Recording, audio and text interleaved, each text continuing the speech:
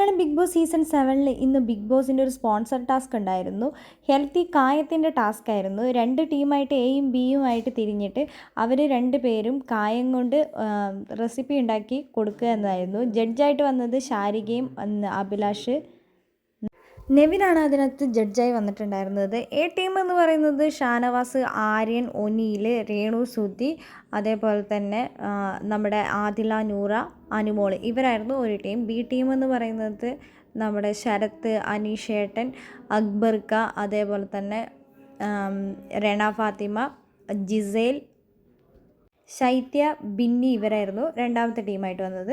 അങ്ങനെ വളരെ വൃത്തിക്കും അതേപോലെ തന്നെ നല്ല രീതിയിലും നീറ്റായിട്ട് പ്രസൻറ്റേഷനും അതേപോലെ തന്നെ നല്ല ടേസ്റ്റ് ആയിട്ടുള്ള കായം കൊണ്ടുള്ള രസവും അതേപോലെ തന്നെ കായം കൊണ്ടുള്ള സംഭാരമൊക്കെ ഉണ്ടാക്കിയിട്ടാണ് കൊടുത്തിട്ടുണ്ടായിരുന്നത്. എന്താണെങ്കിലും അനുമോളുടെയും ഒനീലിൻ്റെയും ടീമാണ് ജയിച്ചിട്ടുണ്ടായിരുന്നത്. ഒനീൽ വളരെ വൃത്തിയായിട്ട് പ്രസൻറ്റ് ചെയ്യുകയും അതേപോലെ തന്നെ അതിനെ സഹായിക്കാനായിട്ട് ആര്യനും രേണു സുധിയും കട്ടയ്ക്ക് കൂടെ നിൽക്കുകയും ചെയ്തിട്ടുണ്ടായിരുന്നു. അതുകൊണ്ട് തന്നെ നീറ്റായിട്ടുള്ളൊരു പ്രസൻറ്റേഷനും നല്ല ടേസ്റ്റും ഉണ്ടായിരുന്നു എന്നാണ് ജഡ്ജിമാർ പറഞ്ഞത്. എന്താണെങ്കിലും നിങ്ങൾക്ക് ഈ ടാസ്ക് ഇഷ്ടപ്പെട്ടോ? നിങ്ങളുടെ വിലയേറിയ ഓരോ അഭിപ്രായങ്ങളും നമ്മുടെ കമൻറ്റ് ബോക്സിൽ കമൻറ്റ് അറിയിക്കാൻ മറക്കരുത്.